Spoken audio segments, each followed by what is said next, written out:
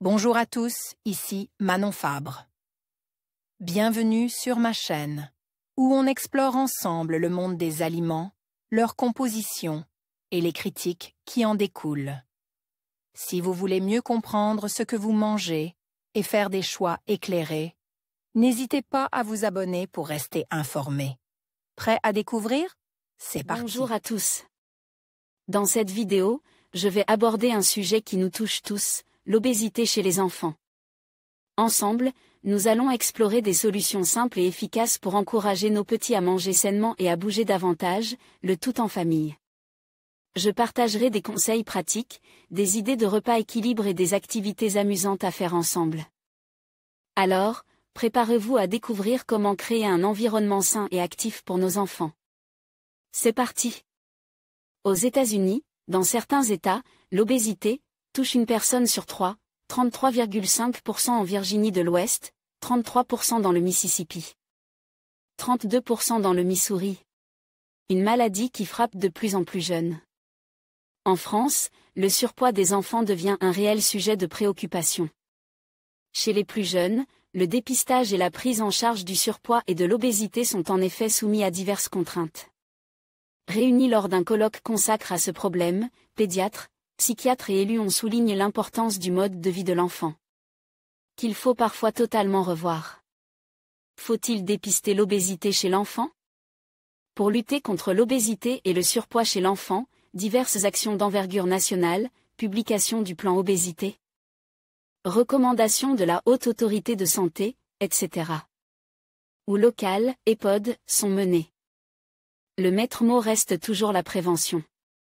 Et ce, d'autant plus que si le problème est installé dès la puberté, le risque de rester en surpoids ou obèse est élevé, entre 20 et 50% avant la puberté et 50 à 70% après la puberté.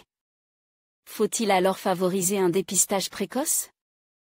Mais à partir de quel âge parler d'obésité chez l'enfant? Faut-il s'inquiéter si votre bébé est particulièrement bien potel? Et si votre garçon de 7 ans vous paraît rondelet, cela ne va-t-il pas s'arranger avec l'âge? Pour le docteur Sylvie Hubinois, pédiatre, c'est pratiquement détectable dès la naissance.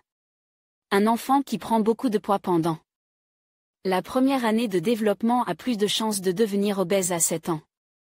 Attention, il ne s'agit pas pour autant de culpabiliser les parents. Avoir aussi actualité: manger des bananes pour rester en bonne santé. Vidéo margarine anti-cholestérol concernant l'éventualité d'un dépistage généralisé, le plan obésité évoquait la possibilité de recueillir les données anthropométriques des enfants, taille et poids. Mais d'après le responsable de ce plan, le professeur Arnaud Basdevant, un dépistage n'aura d'intérêt que si l'on assure un aval cohérent et pertinent. Pour le docteur Cédric Grouchka de la Haute Autorité de Santé, la priorité est de mieux dépister, du moins repérer le surpoids et l'éventuelle obésité, surtout chez l'enfant. Pour ce faire, l'indice de masse corporelle reste le meilleur indicateur, sachant que, chez l'enfant, cet IMC doit être corrélé à la courbe de poids, sans quoi, seul, il ne veut pas dire grand-chose, précise le docteur Grouchka. Impliquer la famille dans la lutte contre le surpoids. Une fois l'éventuel surpoids détecté, pas question de mettre l'enfant au régime. D'après les recommandations officielles de la HAS, la stabilisation du poids de l'enfant est considérée comme un objectif suffisant. Dans la mesure où la croissance peut contrebalancer l'éventuel surpoids si on le stabilise, note le docteur Grouchka, ajoutant que chez l'enfant, il ne faut interdire aucun aliment car il ne faut pas diminuer le plaisir. La prise en charge de l'obésité tient non seulement au suivi de certaines règles alimentaires élémentaires mais nécessite surtout de prendre en compte le mode de vie dans son ensemble. Cela peut ainsi impliquer d'y introduire régulièrement de l'activité physique, d'éviter le systématique plateau repas devant la télévision, de se remettre à cuisiner.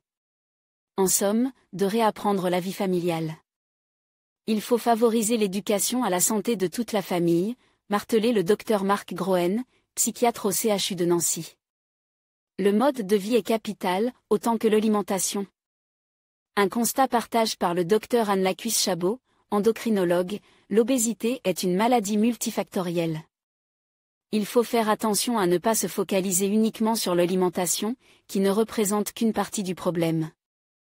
Le psychiatre rappelle notamment l'importance de la relation familiale chez les adolescents, ils peuvent soit prêter allégeance aux valeurs familiales, soit aller à leur encontre, par exemple, quand ils se plaignent de toujours manger la même chose. C'est là-dessus que toute la famille va devoir travailler.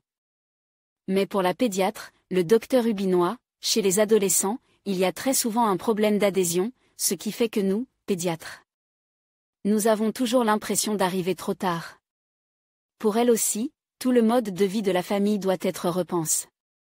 Il ne faut pas nécessairement inscrire les enfants au foot ou à la danse, mais tout simplement les emmener se promener, les sortir, les encourager à aller à pied à l'école si possible, ne pas les mettre en poussette quand ils peuvent marcher, et leur faire prendre ces bons réflexes dès le plus jeune âge.